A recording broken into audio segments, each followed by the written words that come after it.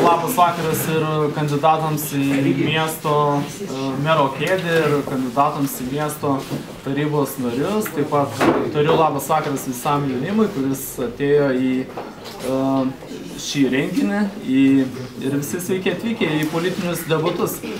Taigi, pirmoji iš kairės, tai Zita Mikuraitienė, Lietuvos Respublikos liberalų sąjungos. Labas vakaras visiems. Ir antras iš kairės yra Rytis Mykolas Raškauskas, visuomeninis komitetas Povilas Urbšys už sąrašą kartu.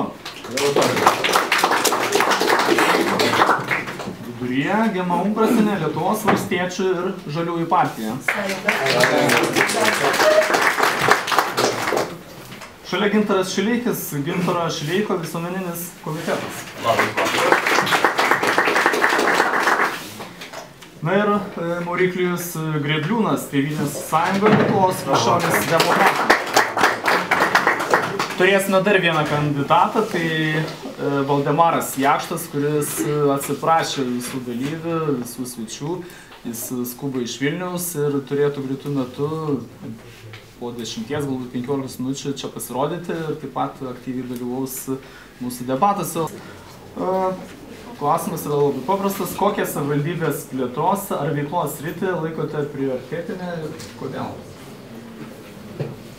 Prioritetinės sritis, aš manau, gali būti visos, bet viena, kuri pati svarbiausia, tai miesto patrauklumo sritis.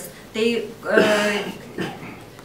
kai miestas bus patrauklus visiems čia gyvenantiems arba atvykstantiems, tuomet bus labai ir Panevėžiui gerai, ir čia gyvenantiems žmonėms gerai, ir turistams gerai. Todėl, kad per miesto patrauklumo idėją, manau, gali gerai realizuotis ir jauni, kūrybingi žmonės. Tik tais jiems reikia suteikti tam tikras galimybės. Vienas iš tokių suteiktų galimybių galėtų būti miesto biudžete konkrečiai numatyta jaunimui skirti tam tikrą dalį, tam tikrą procentą jų veiklai, jų kūrybiškumui skatinti. Ir nuo to, manau, prasidėtų visos idėjos, nes be jaunų žmonių, be kūrybingų žmonių, manau, negalėtų Panevėžys vystytis ir toks miestas, kuriame neveikia jaunimo organizacijos, kuriame nėra jaunų žmonių, tai iš tikrųjų pasmerktas miestas. O mes esame 5. miestas, tai norint išlaikyti to 5. miesto statusą, manau, pirmiausia, mes turime suteikti jauniems žmonėms galimybę. Ir tų jaunų žmonių galimybė tai yra sukurti patrauklų miesto veidą. Dėkui. Na, mano nuomonė, tai pagrindinė turbūt būtų plėtros rytis būtų pramonės, verslo plėtra, naujų užsienio investicijų pritraukimas. Nes tai ir suteiktų sąlygas jaunam žmogui atvykti į Panevėžį, dirbti, gyventi ir kurti šeimą. Taip pat sutinku, kad nemažiau svarbu yra ir miesto patrauklumas, nes šiaip žmogus yra emocinė būtybė ir ne visada lemia, pavyzdžiui, išvykimą, kaip dabar turime tikrai didelį jaunų žmonių. Prarandame daug jaunų žmonių, kurie palieka Panevėžį, na, sakykime, ieškodami galimybių ir geresnio gyvenimo užsienyje. Tikrai ne visi palieka dėl to, kad neturėjo darbo arba tas darbas netenkino, sakykime, jo atlyginimo. Be abejo, mūsų atlyginimai ne tokie, kokie jie gauna arba gali tikėtis išvykę, bet aš sakyčiau, ta emocinė pusė, jeigu žmogus užsikabina, jeigu jis emociškai užsikabina, jis tikrai sunku yra ištraukti iš to miesto ir tikrai didesniais atlyginimais ar ten kokiom didesniem karjeros galimybėm.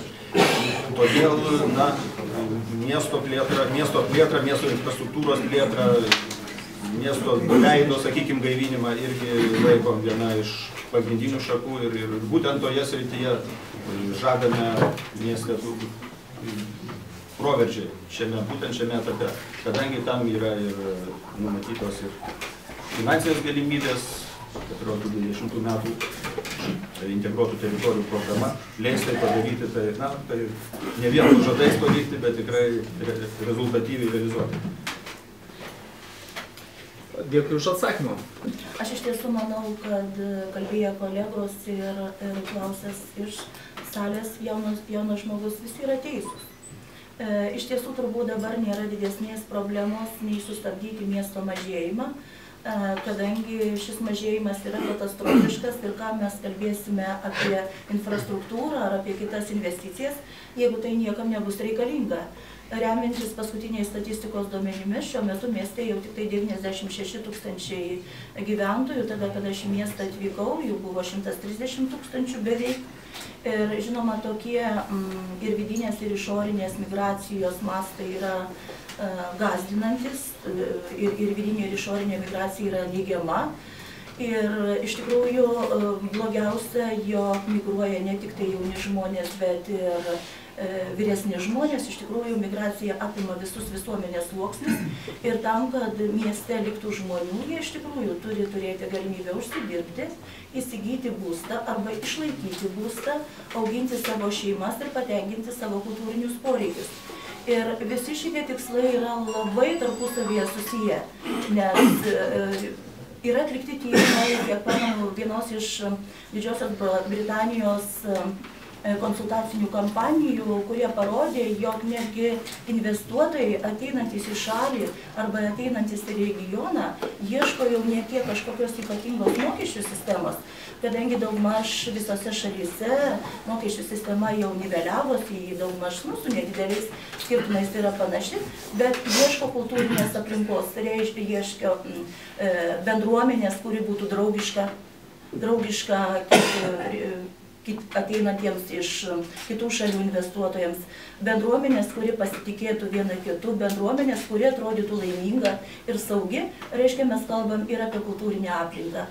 Viskas, kas mieste bebūtų daroma, iš tikrųjų vestų prie miesto stiprėjimo. Ir pasakyti, kuri problema yra pirmiau spręstina, būtų labai sunku. Jeigu man iš tikrųjų rinkėjai suteiktų galimybę dirbti Panevėžio miesto meru, tai ko gero mano prioritetai dėliotųsi pagal tai, kiek finansinių išteklių vienai ir kitai problemai spręsti reikia, kadangi pirmiausia reikėtų užsitikrinti tuos finansinius išteklius ir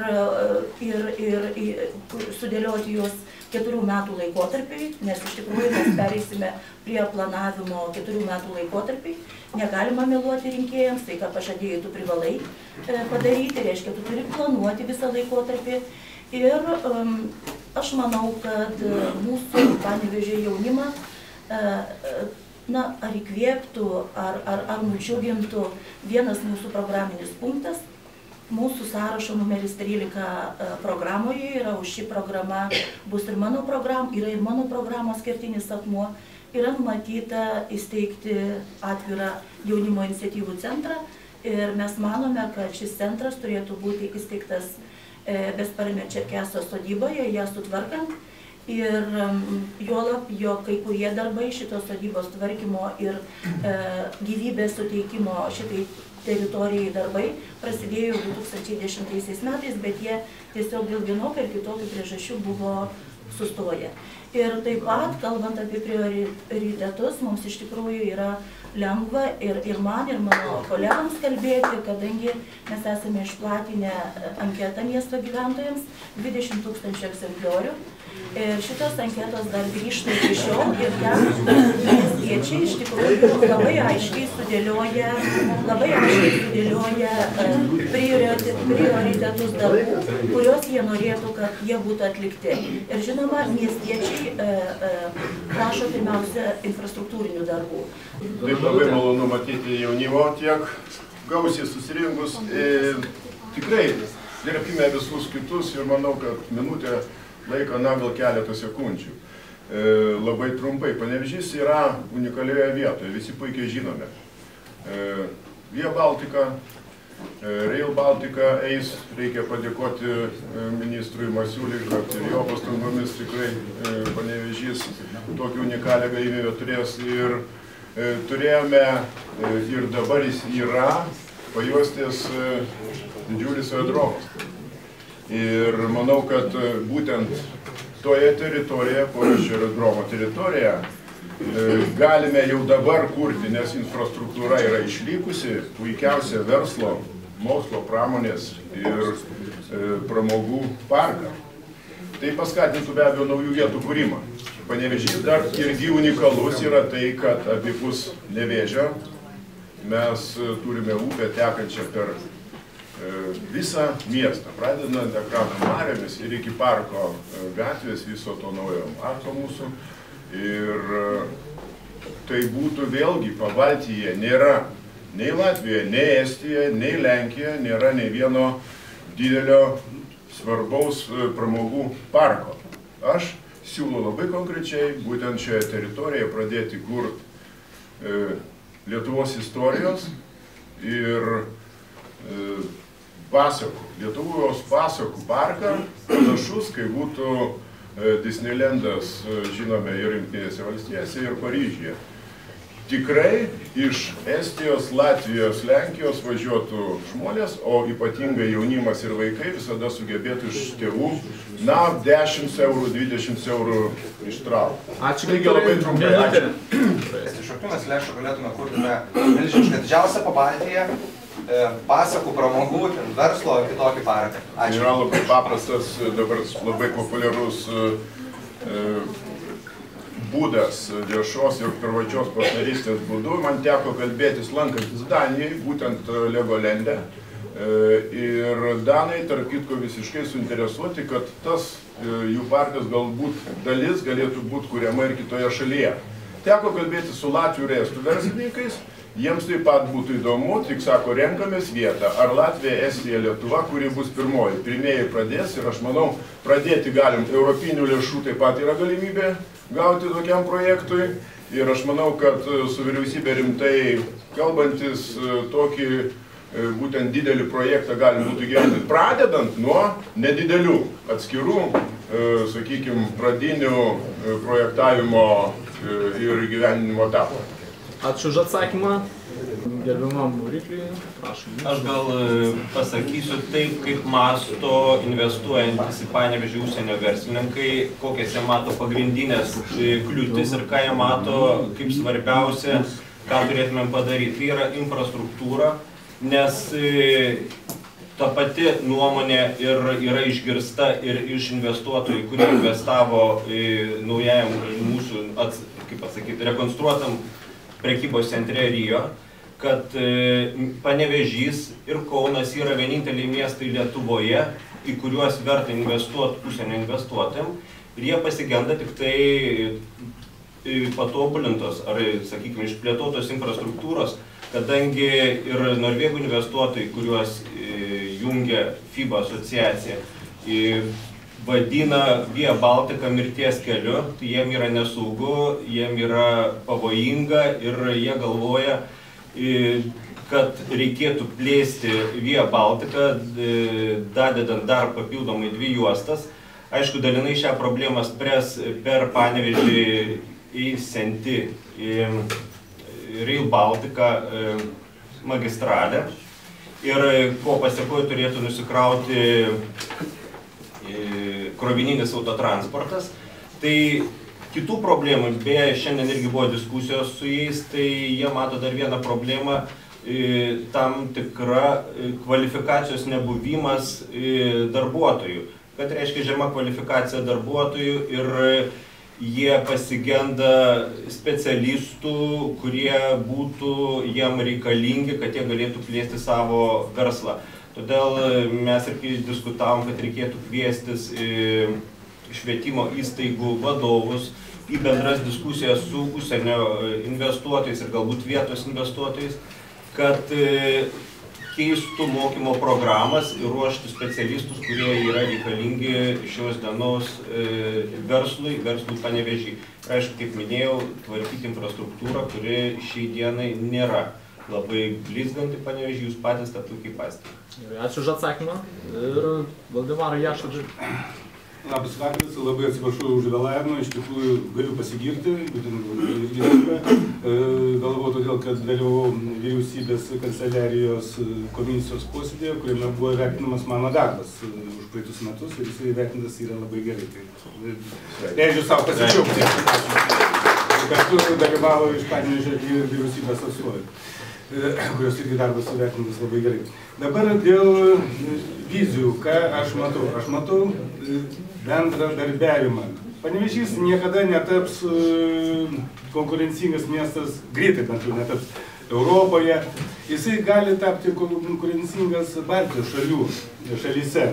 Bet tam vėlgi reikėtų mums bendradarbiauti su kaimynais. Nepriklausomai nuo to, kas meras, kokios partijos atstovas. Jeigu pas mus yra bendras tikslas, pavyzdžiui, su Šiauliais, atstumas nedidelis, šitas susisiekimas yra patogus, tas pats Kaunas. Kodėl mums nedaryti kažkokį ir bendrų projektų? Mes kiekvienas pasiėmęs savo kažkokį maketėlį miestas savivaldybės važiuoja į Prancūziją, į kitas parodas, mėgina save pristatinėti, bet o kodėl nepadaryti bendrą kažkokį projektą ir bendradarbiauti. Ateina investuotojas į Panevėžį. Taip, mes neturime kažkokios tų sričių, ką turi Šiauliai. Tai mes galim pasiūlyti panevėžiečiai, šiauliečiam, jei klausykit. Pas mus čia buvo atvažiavę verslininkai, kažko tai reikia, bet jų pas jūs yra daugiau. Ir vieni kitiem padėdami, mes laimėsime. Mes konkuruodami, kaip ir šitą Sido arenoje, kas atgaivina penktadieninio vakaras. Aš ar tu, tai palaukit, jeigu mes taip eisim, mes nieko neturėsime. Nes turime tiek partijos tarpusavį bendrauti, tiek ir miestai tarpusavį bendrauti. Aš siūlau, taip, aišku, yra iš karto irgi pinigai. Iš kur pinigai? Iš verslo, taip, iš verslo. Bet reikia eiti į verslą ir kalbėti su juo. Neduokite mums pinigų per verslą ar kažko tai asfaltuoti gatvių, bet šitas darykime, žiūrėkime, kuo mes savivaldybė jums galime šiandieną padėti. Ta prasme, atleisim kažkokiu tai mokesčių, kas įstatymo leidžiama. Taip, čia sekundė, ten sižaipė, ten kažką ne tai buvo parašyta.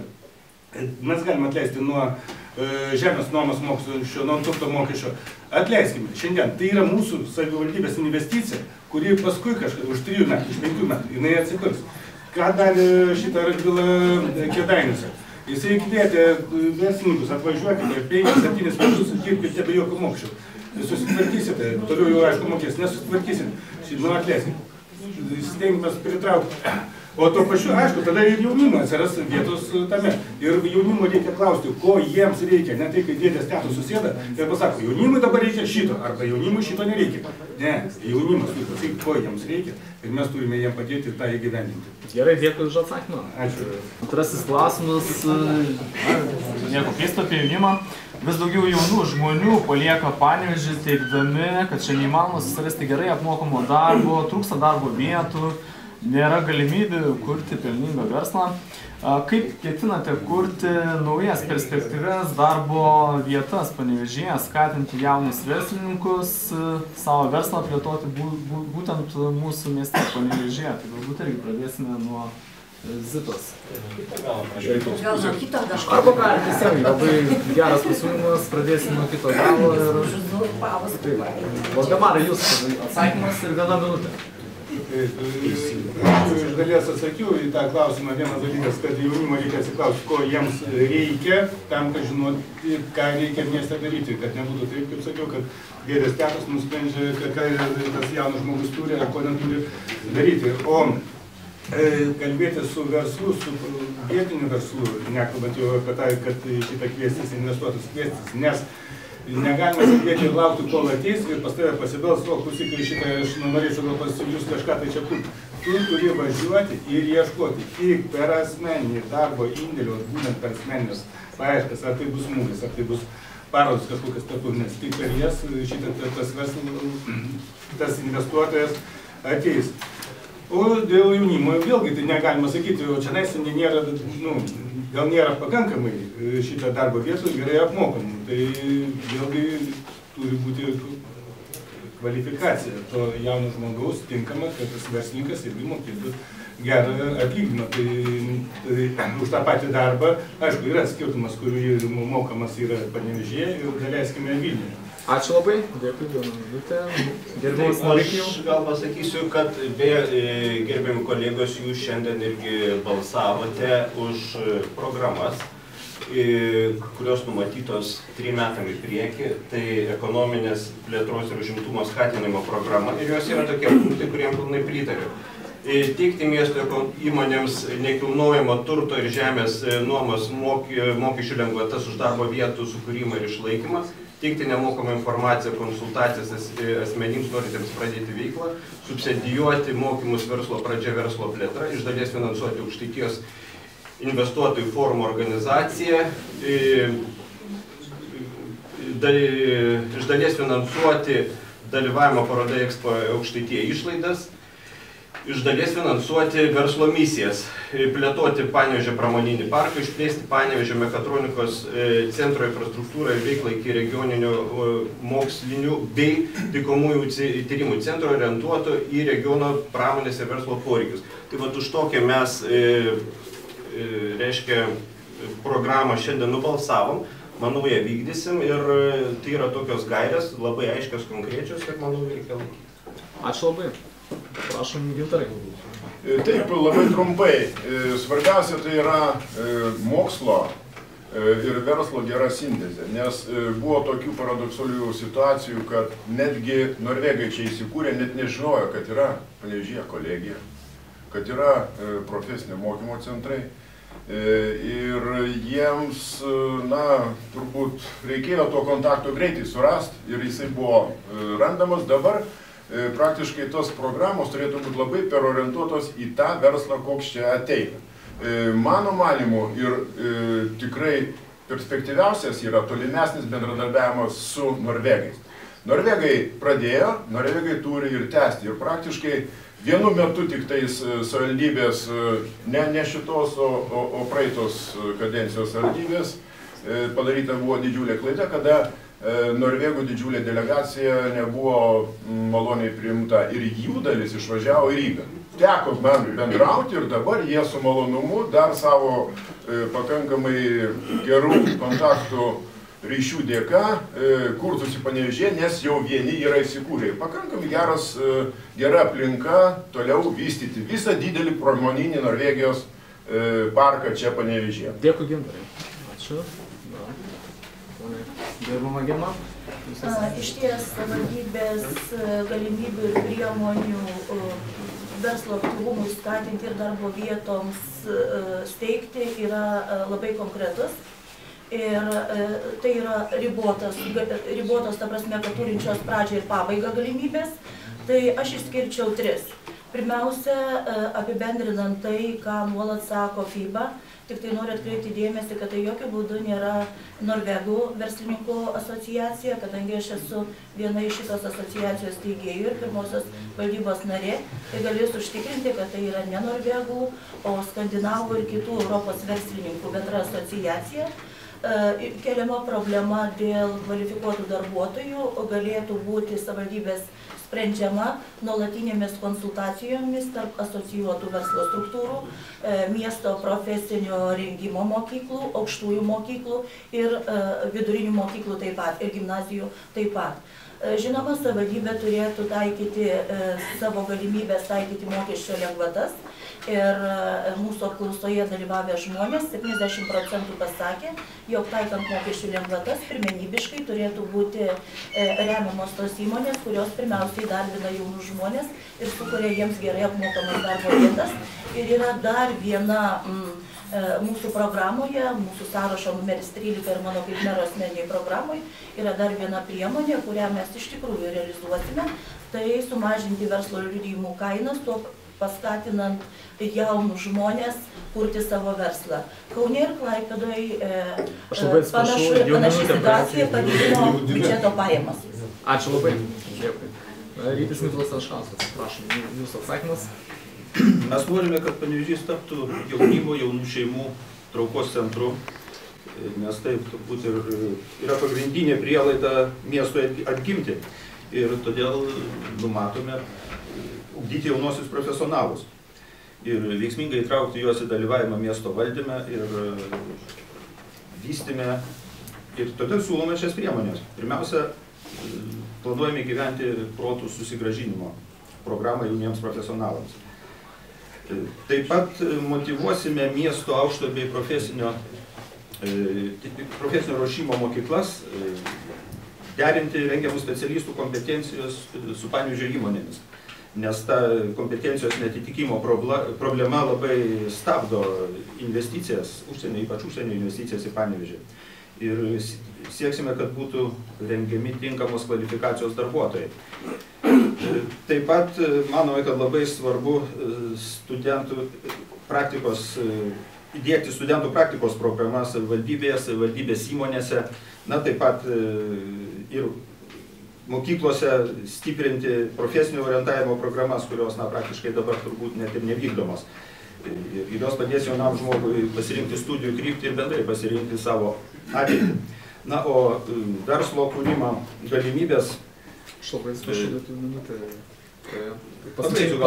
Verslo kūrimo galimybės pradedančiam inovatyviam verslui, kaip tik reiškia, matome praplėsdami laisvosios ekonominės zonos galimybės ir įkurdami intelektualinio verslo įmonių inkubatorių, nes manome, kad reikia skatinti didelę pridėtinę vertę turinčių įmonių kūrimasi ir tokiu būdu manome, kad tai būtų rezultatyvu. Ačiū už atsakymą ir Zita, jūsų atsakymas. Pirmiausia, tai galvoju, kad pradėtas vykdyti ir einantis bėgiai Rail Baltica per Panevėžį bus vienas iš impulsų jauniems žmonėms, kur pasireikšti. Tai atsiras naujos galimybės, naujos darbo vietos ir apskritai naujos galimybės kaip kūrybiniam žmogui pasireikšti. Po to galvoju, kad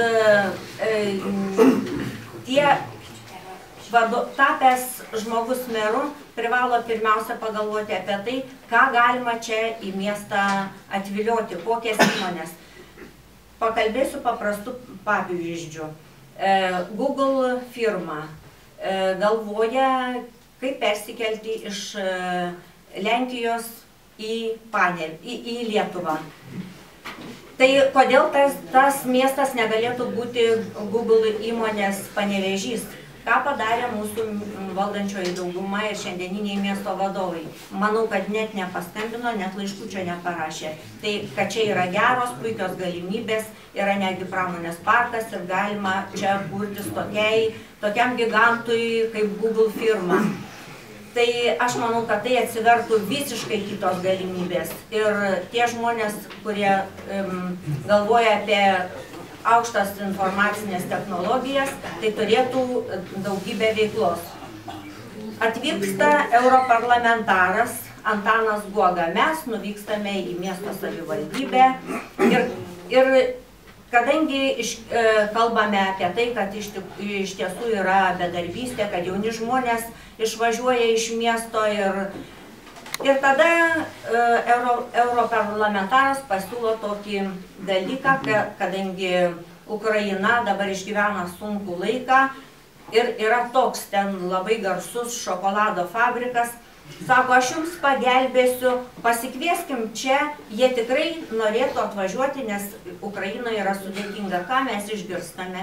Mes išgirstame, kad kaip jūs čia galite net pasiūlyti tokią idėją, nes gali atsirasti nepatenkintų Lietuvoje, kad mes iš Ukrainos atviliojame statytis ir kurtis šokolado fabriką. Tai aš manau, kad iniciatyva žmogaus turėtų būti labai svarbi ir jeigu aš tapčiau tuo meru, tai tikrai iniciatyvos nepritrūktume. Ačiū labai už atsakymus. Žingsniuojame toliau prie trečio klausimo. Taigi didelė jau ir dabar buvo užsiminta apie tai, kad tarp miesto ir rajono trūksta bendradarbiavimo, trūksta dialogo. Ką galvojate nuveikti šioje srityje, kad miestas ir rajonas rastų bendrą kalbą ir dirbtų, galima sakyti, petys į petį. Galbūt pradėsime atsakymus nuo Zitos, nes jūs pabaigėt, jūs ir pradėsite. Tik tais tie žmonės laimi, kurie turi sugebėjimą kitame žmoguje pamatyti gerasias savybės ir su juo sugebėti bendrauti. Tai manau, kad kiekvienos savivaldybės vadovų turėtų būti rūpestis ir prioritetas, kaip susibendrauti, pirmiausia, aišku, su rajono valdžia, po to, kaip susibendrauti su panašaus miesto, tai yra Šiauliai mums artimas miestas, ir aš manau, kad tik tais tai bendradarbiaudami, siekdami bendrų tikslų, o netampydami paklodę, kad čia duokit man, o čia duokit man, tai niekada negalima pasiekti gero rezultato. Tai jeigu prisiminus neseną komplekso Rail Baltica kelią iki Panevėžio, tai žinot, aš galvojau, kad jau Panevėžys su Šiauliais, tai turbūt jau Šiauliai, kai mes važiuosim į Palangą, jau mūsų neįleis. Nes iš tiesų tas tampimas tos paklodės, vietoj to, kad mes galvotume, kaip geriau padaryti, kad iš tiesų tas geležinkelis apskritai atsirastų, o ne kad jis pravažiuotų ar pro Panevėžį, ar pro Šiaulius. Manau, kad nėra tokio labai didelio skirtumo, nes Šiaulius nuo Panevėžio skiria vos 80 km.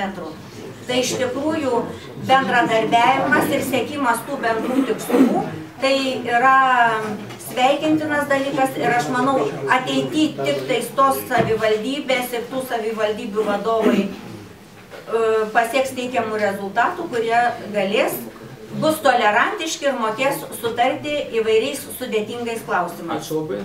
Dėkui. Gerbiamas Rytis Mykolas Raškauskas, jūsų atsakymas šį klausimą. Be abejo, manau, kad integracija su rajonu tikrai turėtų būti gerokai gilesnė ir platesnė. Negu dabar, na, čia yra keliamos idėjos apskritai apie kolegų, apie sujungimą miesto su rajonu, na, galbūt, sakyčiau, jos šiek tiek drastiškos, nes tai pirmiausia vis tiek turi būti abipusis dialogas ir sutarimas. Na, bet tą linkmę be jokios abejonės reikia eiti, nes tikrai išnaudoti vienas kito infrastruktūrą ir galimybės yra privalu. Nes tiek, na, nepaslaptis, turbūt didelė dalis panevėžiečių, kurie šiaip dirba mieste, naudojasi Panevėžio miesto infrastruktūrą, gyvena priemiesčiuose ir kaip reiškia, juridiškai priklauso rajonui. Tai čia, aišku, vėlgi reikalingas labai glaudus bendradarbiavimas su rajonu, beje, turėčiau pabrėžti, kad mano akimis būtent galbūt iš miesto pusės šiuo metu ir trūksta to labiau tokio siekimo integruoti, reiškia tarpusavio integracijos. Todėl labai paprasta, vienas paprastas pavyzdys, sakykime, mes infrastruktūros prasme turim kažkokius tai tikrai vaizdingus maršrutus turizmui vystyti palei Nevėžį, kuris yra tikrai, reiškia, ten toliau regioninis parkas, mes tų tęsinių neturim, nes baigėsi miesto riba ir tai viskas nutrūksta. Dėkui. Pirma Gema. Noriu paantrinti kolegai Ryčiui ir Panevėžio miesto savivaldybė, kuri laiko save metropolinio miesto savivaldybė, negali, o privalo iš tikrųjų siūlyti iniciatyvas kitoms savivaldybėms, o kalbant apie Panevėžio miesto savivaldybės ir Panevėžio rajono savivaldybės kaip žiedinės savivaldybės bendradarbiavimą, tai lengvesnio klausimo bent man būti negali. Pirma, todėl, kad Panevėžio rajono meras šiuo metu yra ir tikiuosi sekančiai kadencijai bus toks pat valstietis ir žalėsis, kaip aš pati, ir mes iš tikrųjų labai dažnai tarėmės ir sprendžiam bendrai kai kurios klausimus. O antra, aš turiu 4 metų patyrimą vadovauti regiono plėtros tarybai, kur teko derinti 6 savivaldybių interesus. Ir galiu pasakyti, netgi šitą tragišką situaciją, Panevėžio miesto savivaldybės karas dėl Gamtininkų gatvės trasos, jo galėjo visiškai nebūti, kadangi būtent sudarus 6, ponė Zita pamena, sudarus 6 savivaldybėm buvo numatyti pinigai, jog aplinkelis būtų nutiestas Panevėžio rajono teritorija, Panevėžio rajonas paruošė detalų jį, buvo suderintas šitas detalusis planas su visom institucijom, bet Panevėžio miesto savivaldybė nutarė, kad visi pinigai turi keliauti per Panevėžio miesto valdininkų rankas, nepaisant to, kad tam prieštarauja didelė dalis bendruomenė. 2010 metais neformalaus švietimo, vaikų neformalaus švietimo miesto ir rajono krepšelio pilotinis projektas atsirado mano dėka, išplėšus jį iš Klaipėdos rajono. Ačiū už atsakymą.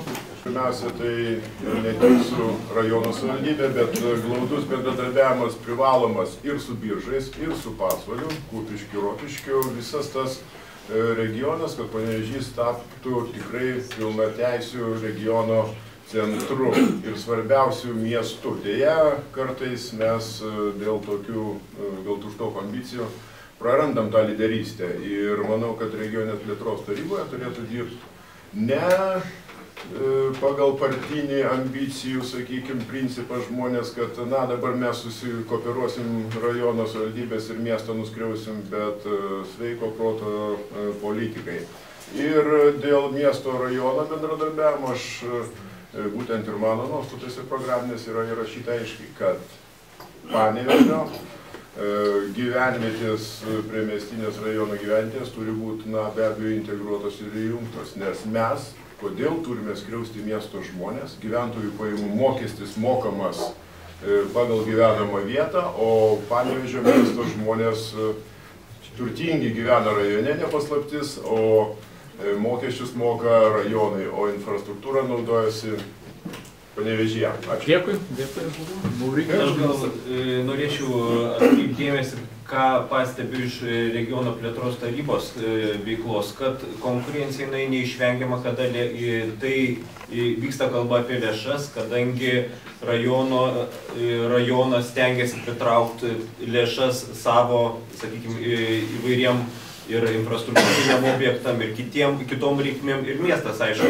Ir ta konkurencija išliks, kol išliks atskiros rajono ir miesto savivaldybės, bet sąlyčio taškai irgi egzistuoja, kada liečia, pavyzdžiui, tokias įstaigas kaip vaikų globa.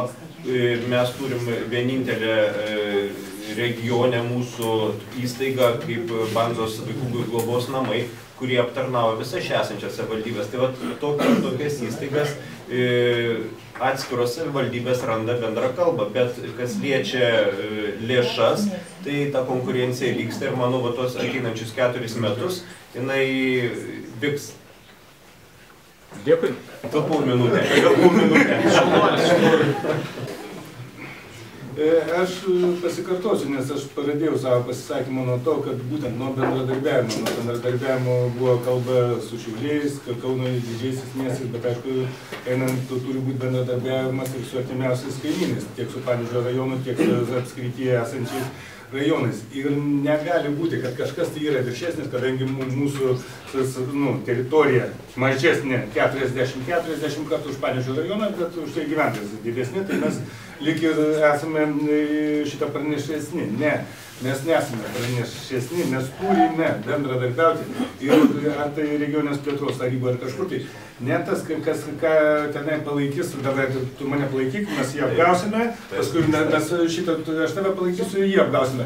Mes turime žiūrėti naudą abiem, kad būtų naudinga tiek Panevėžiui, tiek Pasvaliui, tiek Biržam, kad šį kartą davai padarom šitai, bus naudinga tiem, dabar padarom taip. Būtent per bendradarbiavimą, o ne per varžymas ir kas ką, liaudiškai kalbant, apgaustų yra ir kitų žodžių. Ačiū už atsakymą, minutę ir pradėjau. Dėkui. Taigi, prieisime prie kito klausimo.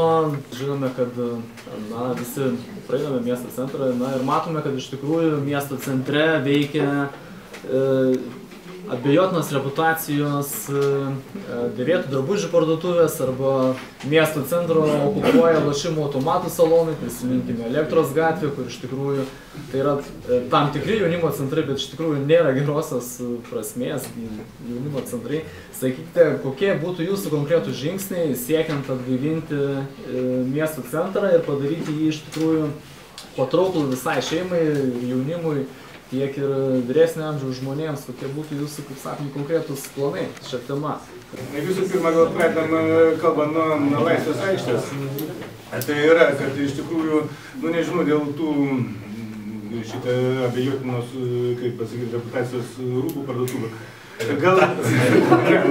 Kokia reputacija duolevynė. Bet gal būtent centre mes turėtume vėlgi suaktyvinti verslininkus ir sudominti juos, kad jie vis dėlto ar nuomotųsi ir įsigytų tas patalpas, kas turi ir patys jomis naudotųsi, vėlgi per mokesčius atleidžiam. tas, kuris turi tą parduotuvę, jisai turi ir Babilonuose, ir dabar gal tik tų parduotuvių. Jeigu mes jiems sudarysime kažkokias tai mokestinės lengvatas, jisai galės be pelno išlaikyti tą parduotuvę, kad išlaikyti žmonės, tai yra šitą darbo biržoje sumažės šitą bedarbių, miestas pagražės, nes bus atidaryta šitą, kad ir prabangių daiktų, kurioje gal jis per savaitę nupirks vieną daiktą parduotuvėlių. Bet verslininkų tas apsimokės išlaikyti yra jo prestižo reikalas, kad jisai centre turi savo parduotuvę, o tenai Babilone tu turi gal kelių šimtų kvadratų dar tos parduotuvės. Laikas. Ačiū, dėkui. Maurikijui šitą lengvas klausimas.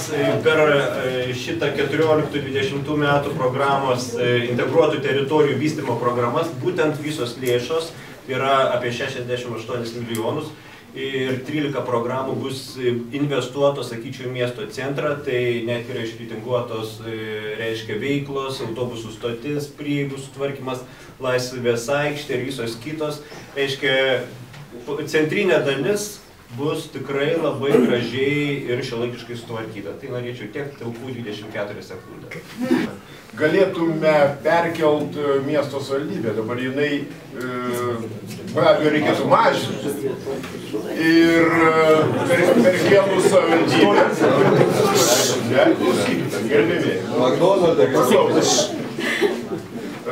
Keliam savivaldybę į pastatą, kuris yra dabar autobusų parkos teritorija, būtų pastatytas, o savivaldybės pastatą atiduoti, aš manau, kolegijai ir KTU plėtrai, tai būtų, sakykime, savotiškas studentų miestelis suformuojamas. Dabar kiek yra kolegijos pradžia ir labai gražiai būtų vienas rastas miestelis. Ačiū už atsakymą.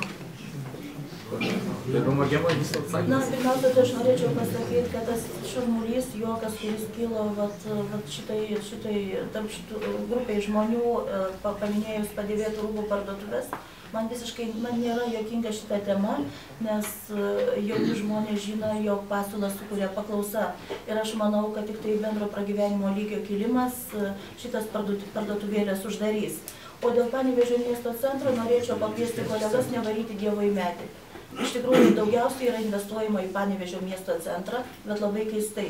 Pirmiausia, yra uždraudžiama sustoti aplink Laisvės aikštę, o paskui kasmet metama po 50 000 litrų ir daugiau, kad ten kas nors vyktų. Ir rezultatas yra toks, koks yra.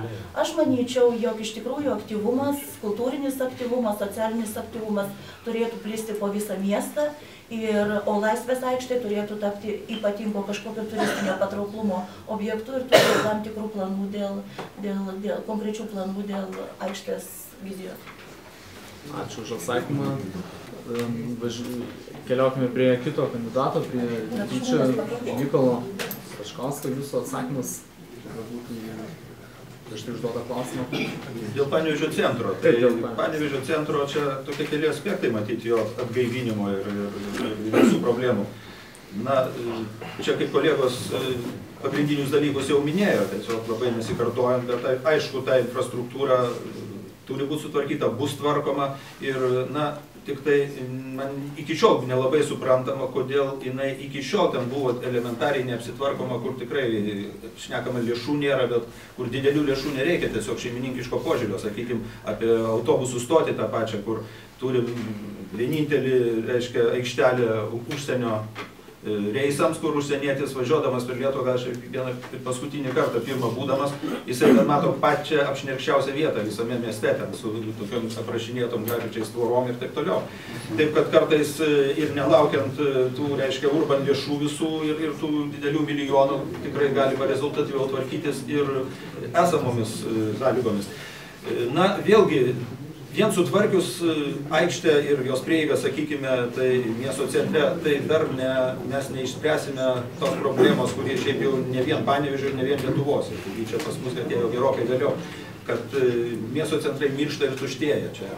Na, čia galim ir Babilonui padėkoti, kuris šiaip jau labai visiems gerai ir patogus, bet praktiškai jisai nusiurbė nuo miesto visą gyvybę. Ir už tai mieste turbūt turėtume skatinti smulkės parduotuvėlės, smulkės restoranėlius, klubelius, kavinukės, vėlgi mokesčiais, ir reiškia, galbūt tokių dialogų su verslu, turbūt irgi šiek, sakyčiau, trūksta dabartiniai savivaldybei. Ir, na, tiesiog, kad tai būtų gyva. Puikus pavyzdys, kaip pagyvino, reiškia, kultūriniai renginiai miesto centre. Gerbima Zita, prašom. Tam, kad nebūtų tuščių erdvių tokių, kuriuose buvo kažkada parduotuvės, kažkada buvo kavinukės, tai manau, kad niekas kitas neišspręs, tik tais verslininkas, kuris bus atleistas nuo mokesčių. Tai be to, miesto savivaldybė turi daugybę instrumentų paskatinti, kad čia vyktų kūrybinės dirbtuvės, įvairiausi renginiai. Tai yra daugybė įvairiausių priemonių, žinoma, tam reikia numatyti lėšas. Aš manau, jeigu biudžete būtų numatyta kūrybiniam jaunimui, tarkim, biudžeto 1%, tai arba bent jau 0,5%, aš manau, kad mes neturėtumėm kada kalbėti apie mirštantį miesto centrą. Ir be to mes turime visada daugybę baimių. Tai čia nulauš, čia nutrauks, čia dar ką nors. Įsileiskime į miesto centrą čiuožyklą galų gale. Įsileiskime kažkokius kalnelius, dar kažką. Ir viskas bus gerai. Nes jeigu mes visada bijosime, tai niekada neturėsime gyvo miesto centro. Ačiū, Zitai. Taigi, kalbėjome apie miesto centrą ir buvo paminėta autobusų stotis. Na, gerbima Zita, kokia būtų jūsų nuomonė dėl autobusų stoties, ką reikėtų su jie daryti, koks būtų jūsų planas šią temą? Kad autobusų stotis visada atrodė, kad nėra vietoje, daugybę kartų vyko diskusijos. Po tam tikrų diskusijų ir netgi miesto strateginėme plane buvo įrašyta, kad iškelti autobusų stotį. Tarsi ir buvo logiškas žingsnis. Tačiau, kai atėjom iki tos ribos, kai buvo galimybė ją iškelti ir buvo tam tikri prioritetai tą padaryti, tai to nebuvo padaryta. Tiesiog praleistas laikas. Šiandiengi, kaip ir buvo čia minėta, kad po tam tikro laiko pasikeičia poreikiai ir pasikeičia matymai. Taigi pasikeitus miesto žmonių lūkesčiams ir jų norui, kad autobusų stotis liktų miesto centre, nematau didelės blogybės, kad ji liktų miesto centre, tačiau ją kuo skubiausiai reikia sutvarkyti, nes tai yra miesto gėda. Ir šiandien, kai kalbame apie ekologiškus autobusus, apie ekologišką apskritai transportą, tai nemanau, kad būtų didelė blogybė, jeigu ji lieka ir miesto centre. Tik skubiai pačiu pirmiausiu reisu ją reikia sutvarkyti. Tai sakyčiau truputį kitaip. Šiaip jau, kad tai iškelti iš miesto centro autobusų stotį tikrai nebuvo taip visuotinai manoma ir teigiama. Jau turbūt nuo 90 iš karto po nepriklausomybės buvo ta diskusija vystoma ir per ankstesnė miesto valdžia turėjo tokių planų iškelti už miesto, ten buvo svarstamos įvairios vietos, bet miesto architektai kaip tik tuo metu pasipriešino tokioms idėjoms ir kaip tik buvo ginama ta būtent senoji vieta. Nes, na, kaip parodė ateitis netolima, tai tos visos idėjos ir nepasiteisino, kur ten vienu metu prisistatė miestų pakraščiuose Ukmergė, ten visi kiti miestai. Ir dabar aš tikrai sveikinu, kad vėl, sakykime, sugrįžta prie, mano akimis, visiškai teisingos idėjos palikti autobusų stoti miesto centre, nes na, mes skundžiamės tuštėjančių centrų, o patys stengiamės tokią reikalingą tikrai žmonėms, sakykime, tokią, reiškia, infrastruktūros objektą, kažkur tai iškelti už, tai būtų nelogiška ją kelti kažkur, nes po to žmonėms vėl, kadangi interesai praktiškai centre, tai jiems vėlgi tektų iki to centro papildomai kažkokiu būdu dasigauti.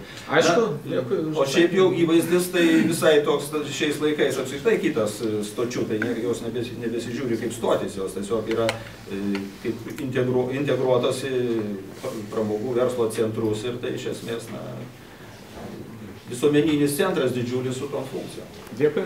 Aš iš tikrųjų tai noriu dar patikslinti kolegą Rytį. Iš tikrųjų, darant gyventojų apklausas nuo nepriklausomybės pirmųjų metų, žmonės rinkdavosi senąją vietą.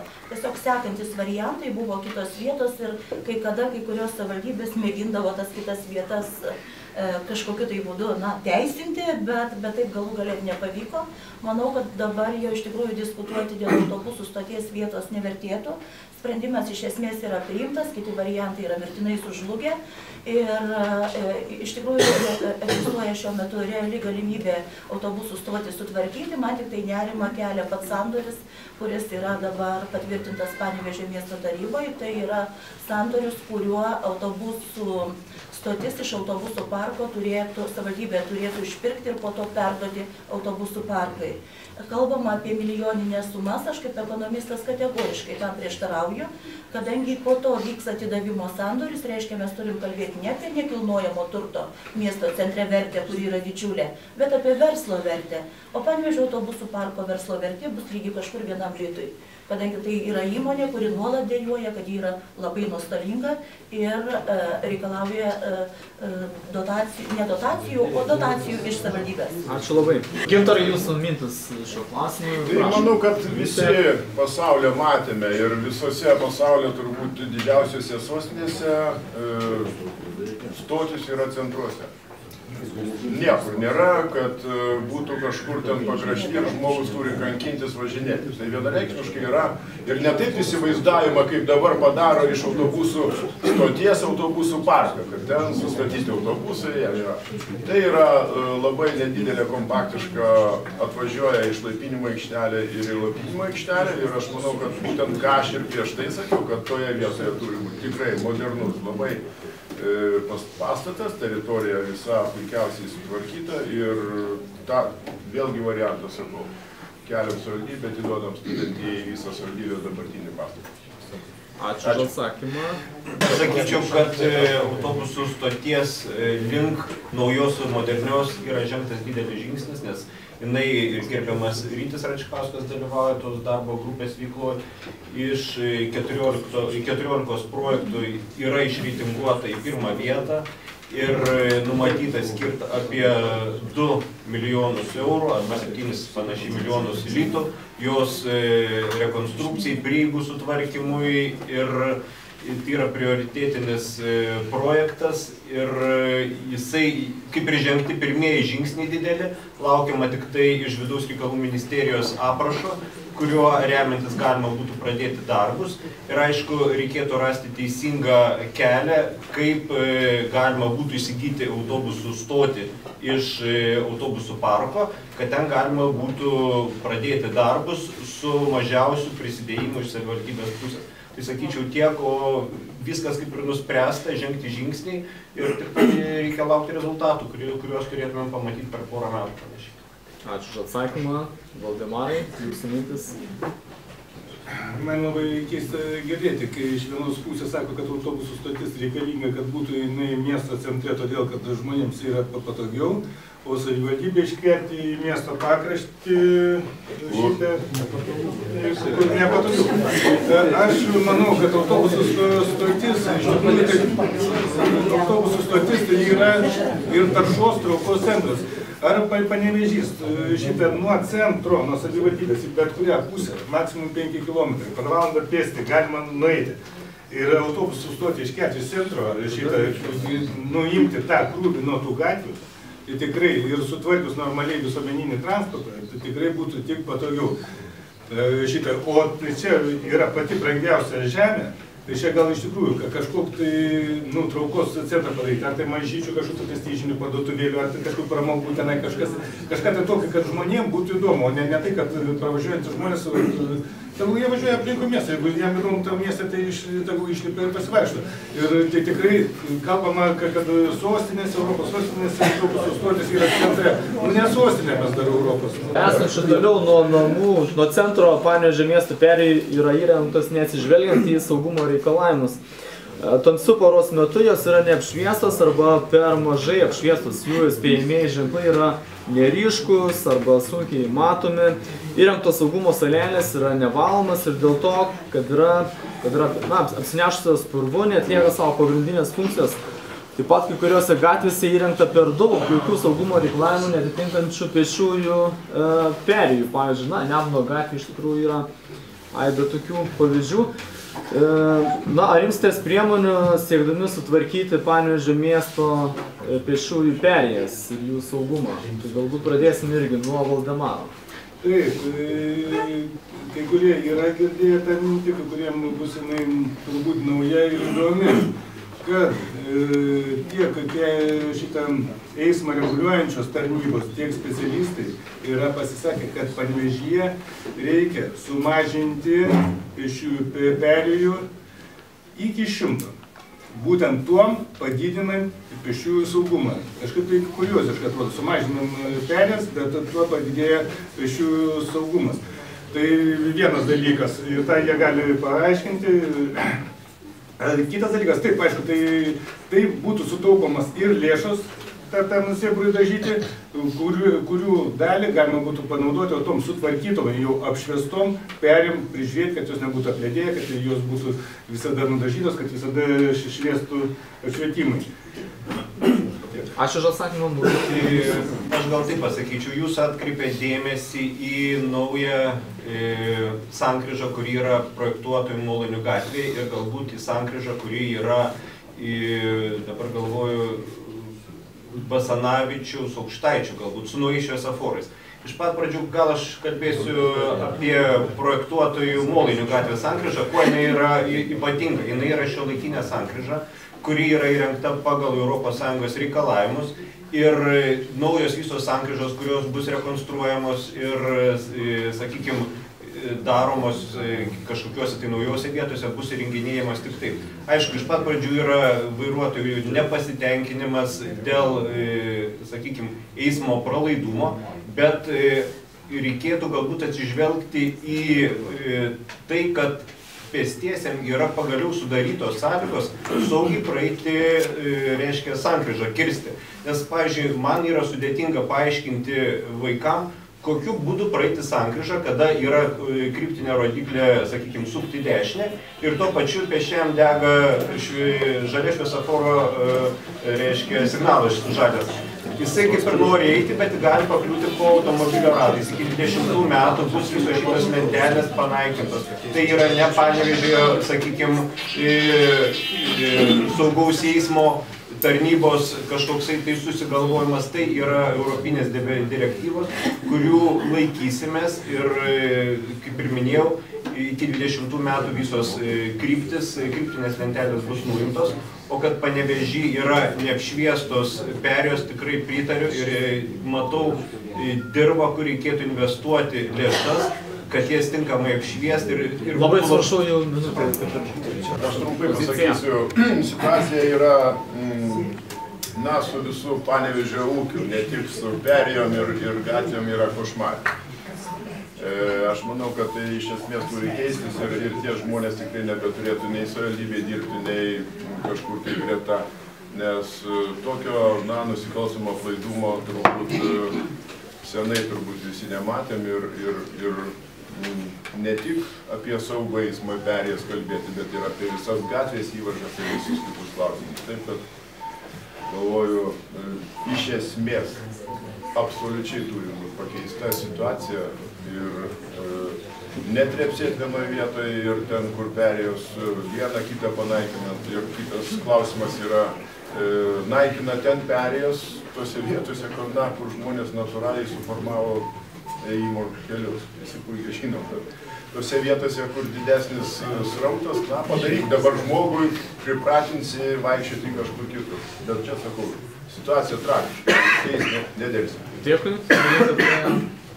Gerbama Gema. Aš esu eilinis Panevėžio miesto tarybos narys ir tikrai nuolat kiekvieną mėnesį sprendžiu labai konkrečias, mėginu spręsti labai konkrečias žmonių problemas, labai konkrečius klausimus jie kelia ir turiu patvirtinti iš tikrųjų, kad perėjų kokybė ir procesai, kurie šiuo metu vyksta perėjų naikinimo kryptimi, iš tikrųjų gyventojams kelia didelį nerimą. Ir blogiausia yra tai, kad panaikinus kažkokią tai perėją, žmonėms nepaaiškinama nei kodėl, ką tai jiems suteiks, kokių pliusų, kokių gerų dalykų jie dėl to patirs ir žinoma, žmonės iškart pasišiaušia. Iš tikrųjų, aš galiu užtikrinti, jog vienas pirmųjų strateginių darbų bus kompleksinės programos Panevėžio miesto perėjų sutvarkymo ir apšvietimo parengimas, pagal kurią bus dirbama 4 metus, o paskutinis atvejis, galiu pasakyti, tai susijęs su Klaipėdos ateities gatvės sankryža, kur žmonės prašo sankryžą, sausio mėnesį gavau iš savivaldybės administracijos pranešimą, jog bus atliekami tyrimai. Ir turbūt jie bus atliekami vasario mėnesį. Tai dar yra 3 dienos ir aš manau, kad mes rezultatą kažkokį tai turėsime. Ačiū už atsakymą. Į vienareikšmį klausimą, tai vienareikšmis ir tiesus atsakymas gali būti ir trumpas. Be abejo, tai prioritetinės sritis, nes tai susijęs su žmonių saugumu ir tai privalu spręsti, o ne tai spręsime ar nespręsime. Čia nebesikartosime, čia nebevardysiu čia visų tų, reiškia, reglamentinių dalykų, bet konkrečiai su perėjom tai tikrai ten betvarkė absoliuti, nes pritarčiau Valdemarui, nes tikrai yra į darbą važiuodamas 1-2 kasdieną praktiškai pravažiuoju naviškai avarinės, tokias, kurios provokuoja avarinės situacijas. Ir visose miesto vietose, kas įdomiausia. Tai reikia kompleksiškai spręsti, tai čia minėjau. Ačiū už atsakymą. Tiksliau išspręsti reikia. Mes tai net ir savo programoje esame įsirašę, kad perėjas sutvarkyti, jas apšviesti, taip pat apšviesti gatves, kurios irgi kas 5 arba kas 3 lemputė dega. Taip pat reikia apšviesti ne tik tais gatves ir perėjas, bet ir daugiabučių kiemus, nes juose taip pat yra nesaugu. Šitas viskas ar dantis valytis reikia. Taip, ačiū už atsakymus. Klausimą, pono Rykai, dėl europinių standartų naujų sankryžų įrengimo. Vienas dalykas pastebėjimas, kaip vairuotojas, sukant į kairę, tai matomumo jokio nebėra, nes, kaip žinome, Panevėžyje pasukti į kairę galima tik tada užsidegus raudono šviesoforo signalų, nes visi važiuoja tiesiai. Tai ar atitinka tas europinis standartas, kad visi šviesoforai yra tik tai pojus gatvėj pusėj ir įvažiavus į sankryžą jo nebesimato. Ir kitas klausimas dėl šviesoforų, sakykime, prie Sodros, tai kai užsidega tik pėstiesiems žalias šviesoforas eiti, neįmanoma pereiti 2 gatvę.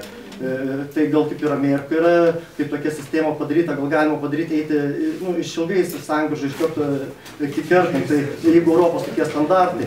Ir trečias pastebėjimas, buvau parašęs raštą savivaldybės transporto berods Volkavičius, kas atsakingas, kadangi per Žaros ten daug eina iš ateities gatvės, Klaipėdos gatvės Žaros turgelį, pro namus ten nėra sankryžos, tai buvo toks atsakymas parašytas, kad kol kas nėra sužalotų ir ten nieko neužmušta nėra. Taip pat per Parko gatvėje atsirado kalnelis tik tada, kai užmušė dviratininką. Ir mes tada pradėjom kalbėti, kad išvis panaikinkim. Tada nieko. Dabar policijos mes nebematom jau mieste, nebestožniai greičia nebematuoja. Yra paprastas elementarūs dalykai, paprasčiausiai. Tokių policija išeina į darbą, tokių patys savivaldybės administracijos darbuotojai išvažiuoja ir pamato situaciją, bet nekalbėkim. Panaikinti yra lengviausia. Galbūt sutvarkykim tas sankryžas. Aš dėl sankryžų ką galėčiau pasakyti. Jūsų va šitas nepasitenkinimas išsakytas nėra vien tik iš jūsų lūpų. Ta girdėjom ne iš vieno miesto gyventojo. Buvom pasikvietę atsakingus policijos pareigūnus ir dėja yra būtent tokios direktyvos, kuriomis ir jie vadovaujasi. Ir mes turim laikytis, reiškia, tų bendrų standartų europinių, kokie yra Europoje, ir mes jų turim laikytis ir Lietuvoje. Ir atgal jokio kelio, jokio nebus, tą yra pasakę ir policijos pareigūnai. Tai mums matyt teks priprasti prie naujų, sakykime, eismo ir sąlygų ir taisyklių, o kada jūs minit, kad įvažiavus į sankryžą negalima pabaigti manevro, irgi lygiai tą patį yra sakęs ir gerbiamas meras, tai jie pasakėt, jūs tada nežinot kelių eismo taisyklių, jeigu jūs privalote pabaigti manevrą įvažiavę į sankryžą. Tai taip tokią, sakykime, nuomonę sakė policijos pareigūnai, todėl aš neturiu teisę su jais ginčytis ir kažkaip kitaip tą interpretuoti, taip kaip jie pasakė. Dėl ko pakeliu ranką, todėl, kad tuo klausimu kažkiek įdomėjausi, nes esu Panevėžio apskrities vyriausio policijos komisariato visuomeninės tarybos pirmininkas. Ir būtent tą klausimą mes svarstėme toje visuomeninėje taryboje, kad tokius centrus, kaip jūs paminėjote, turi Kupiškis ir dar kažkurį tai iš mūsų apskrities savivaldybių, Rokiškis geras, taip. Ir tenais ne tik jūs pasakėte, kad praleisti laiką po pamokų, netgi praleisti pamokas tenais. Ir šitą ir tą, ir tie dirbantis su nepilnamečiais, ir policija į tą žiūri irgi pakankamai teigiamai. Tegul tas jaunuolis, kuris jis neina į mokyklą, tegul jis ateina geriau į tą centrą, jis būna, negu jis neis į mokyklą ir kažką tai darys negeras. Ten jis atranda savo gyvenimo ir jisai ten praleidžia laiką. Ir vienas iš tokių centrų, esate toje savivaldybėje, net nėra šildomas, bet jame renkasi vaikai. Ir mes, ta taryba, kreipiamės į miesto savivaldybę su tuo klausimu, su tuo pasiūlymu ir buvo pasakyta, kad bus sprendžiama. Tai aš nežinau, gal tarybos nariai ar vadovai gali kažką detaliau pasakyti, bet kad mieste tas klausimas yra pateiktas ir kad jisai yra klausimas, tai tikrai labai reikalingas. Čia šitas rytis yra kuruojama kito mero pavaduotojo, bet kiek aš žinau, diskusijos tikrai buvo ir diskusijoms, sakykime, vykstant buvo numatyta ir vieta, kur projektuotojų gatvėje yra SOS vaikai, kad ten būtent įrengti tokį centrą ir tiesiog dabar atsiverčiau, reiškia, 14 programą ir žiūriu, kad vienas iš programos punktų yra įgyvendinti jaunimo organizacijų potencialo stiprinimo priemonės, finansuojant Panevėžio jaunimo centro apskritasis stalas veiklos programą. Tai aš manau, kad į šitą 3 metų programą, 3, 15, 16, 17 paklius ir būtent jaunimo centro kūrimas, būtent toje vietoje. Gintarai, jūsų mintis? Labai trumpai, nes jau visi turbūt pavargę, galiu pasakyti, tai tvarkoja su jaunimo organizacijom, galim kartu einam ir išsirenkam, kuris jums pastatas tinkamiausias. Savivaldybė. Galim ir čia. Kai pamačiau, kai atsistojo kolega Borisas, tai pagalvoju, jis dabar pasakys visiems, jog kiekvienas centras, kiekvienos patalpos kainuoja. Ir kuo didesnis patalpos, kuo didesnis centras, tuo daugiau kainuoja. Ir kuo jis tuštesnis ištisą parą, tuo daugiau sąlyginai kainuoja kiekvienas kvadratinis metras. Ir todėl aš tik tai galėčiau patvirtinti mūsų nusiteikimą įkurti jaunimo iniciatyvų centrą sugriautoje šiuo metu Čerkeso Besparnio sodyboje ir nedelsiant pradėsime dėrybas su miesto mokyklomis dėl nedidelių jaunimo centrų įsteigimo jų patalpose arba kitose savivaldybei priklausančiose nenaudojamuose patalpose mikrorajonuose. Ir žinoma, visą tai turės tam tikrą finansinį pagrindą. Ačiū. Ryti Mykolai, jūsų mintis šio klausimu. Atviro jaunimo centro sukūrimas yra praktiškai pagrindinis mūsų prioritetas, kalbant apie jaunimo reikalus mieste. Ir jisai be abejo turi būti sukurtas, to labiau, kad jaunimo poreikis jam tikrai yra akivaizdus, bendraujant su jaunimu, jis yra akivaizdus senai žadamas, tiesiog vieną kartą reikia jį ir padaryti. Bet vėlgi svarbu tai padaryti, ne sugalvoti padaryti ten, sakykime, savivaldybė. Tiesiog manau, kad bendradarbiaujant aktyviai, kaip su partneriais, su jaunimu, su kolegijos, su universiteto jaunimo atstovybių žmonėmis, su moksleivių parlamentų nariais, su atskirais aktyviais žmonėmis, tiesiog reikia kartu parengti projektą ir jį realizuoti. ir jaunimas tikrai geriausiai žino, ką jam ten daryti. O dėl patalpų čia vėlgi jau visiškai yra techniniai dalykai, mes čia buvo minėta, turim tuščią verdenę ir tiesiog čia galima pasvarstyti, ar patogiau vienoje ar kitoje vietoje. Vėlgi jaunimo pasiklausus, kur jam jaukiau tai būtų savo veiklą vystyti ir taip toliau, čia tiesiog vienareikšmiškai taip. Kadangi aš jaunimo jau esu pasiklaususi, kur jiems reikia tos erdvės ir gerbiamas Borisas, kai atsistoja, aš galvojau, kad jis jau pasakys, kad jau jaunimas išsirinko tą erdvę, tik dabar belieka atėjus naujam merui padaryti tai, ko nori jaunimas. Tai yra šalia garso pastatas, kuris buvęs komisariatas ir jiems tinka. Tai jau tada reikės rinktis kitą pastatą. Tai aš galvočiau, kad vis tiek ta jaunimo erdvė, ar šitoj vietoj, ar kitoj, tų vietų Panevėžyje iš tikrųjų mes turim ne vieną ir ne dvi. Tik svarbiausia, kad išsirinktų pats jaunimas, kur jis rinktųsi, o nesugalvotume mes, kad jie čia turi rinktis. Juk pasižiūrėkime, atsidaro dvi kavinės viena šalia kitos. Ir į vieną eina jaunimas, o į kitą kažkodėl ne. Vadinasi, mes turime apskritai stalą, kuris visai neblogai dirba ir ten yra pakankamai aktyvūs jauni žmonės, tai tą erdvę išsirinks, o aš manau savivaldybės yra reikalas gal net ne vieną ir ne du, o visus 5 išlaikyti etatus tam, kad išjudėtų jaunimo reikalai.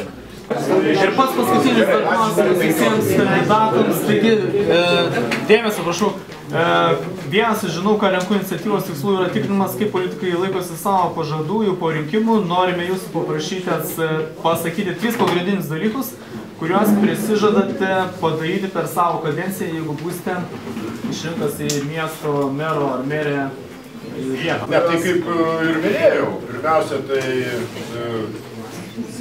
būtent Lietuvos istorijos ir pasakų, pramogų parkas. Vienareikšmiškai jisai, bet kokiu atveju aš manau, kad Panevėžys vertas ir ne tik Panevėžys, bet ir visas mūsų regionas vertas turėti. Ir vienas dalykas, verslo, mokslo, komercijos centras Pajuosčio aerodrome. Tai irgi labai realus dalykas, nes teko kalbėtis ir su užsienio investuotojai, kurie domisi ir netgi ten įmanoma pabalti nėra tokio irgi grandiozinio aviacijos salono organizuojamo, tai ta vieta yra tiesiog ideali. Ir be abejonės miesto ir rajono sąjunga, pirmiausia, tai integruojant gražiai tas privesinės gyventojų, tai va dabar negirti, galim drąsiai kalbėti, o po to be abejo ir visas prie miesto, įjungti į miesto teritoriją ir Panevėžys be abejonės taptų stiprių monopolinių centrų. Ačiū, Maurikai, jūsų. Aš gal 3-14 integruotos teritorijos, šitą visą 14 šitų projektų įgyvendinti, jeigu per tos 4 metus pavyktų, būtų super, bet tai aišku iš greitų tokių darbų, kurie šiais metais turėtų būti įgyvendinti ir tiesiog kelių mėnesių laikotarpį pabaigti su Nevėžio dumblo valymu, nes jau visiems atsisurasti reikia pabaigti. Liko, žinokit, labai nedaug, ten tiesiog, kad apvos būtų pritarimas ir laiminga pabaiga šiais metais. Turėtų būti laiminga pabaiga. Valdemarai, jūsų 3 dalykai ar paskutiniai dalykai? Aš manau, kad visų merų ir tarybų pagrindinis darbo rodiklis būtų kadencijos pabaigoje, kad mieste nesumažėjo gyventojų, O būtų pliusas, jeigu padaugėjo gyventojų, tai reiškia, jisai pasidarė patrauklesniu. Tai aš stengsiuosi, kad tikrai nemažėtų, o jeigu būsiu išrinktas per 4 metus, kad net ir padidėtų gyventojų skaičius. Dabar buvo iš tarybos narių ir pasakymas labai teisingas, meras niekad nieko nepadarys. Ir būtent šitas svarbiausias dalykas nėra sugebėti, konsoliduoti visus tarybos narius maksimaliai stengtis. Aišku, turbūt tai bus labai sunku padaryti, arba net neįmanoma, bus dauguma mažuma, bet kad būtų darbinga taryba ir meras sugebėtų dirbti kartu su ją.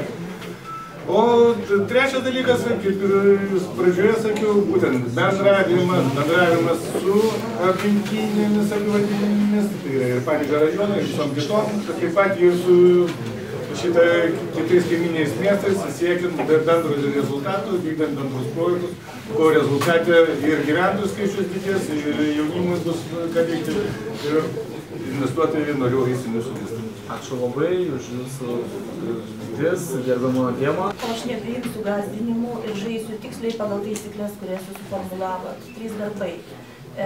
Sutvarkyta Čerkeso besparnio sodyba ir jaunimo iniciatyvų centras, nebent jaunimas atsisakytų. Tada iš tikrųjų mes rasime, ką įkurdinti šitam objekte. Sutvarkytas Gabrielės Petkevičaitės bitės namelis ir jame įkurtas interaktyvus Panevėžio krašto šviesuolių muziejus. Ir verslo liudijimų kainų sumažinimas su lengvatų sistema orientuojančia į jaunų žmonių verslumą. Ir dar 13 kitų. Aišku. Kadangi čia šiaip jaunimo tematika šiandien vyraujanti, tai aš galbūt apie 3 pagrindinius darbus jaunimo reikalams atliktus. Tai būtų atviras jaunimo centras, protų sugrąžinimo programa jauniems profesionalams ir moksleivių studentų praktikos programos savivaldybės įmonės. Ačiū. Trumpai, pramonės parke įkurtume ne mažiau nei 2000 darbo vietų, atviras jaunimo centras ir aktyvaus poilsio ir turizmo infrastruktūra prie ekrano Marių. Ačiū labai. Padėkosime visiems.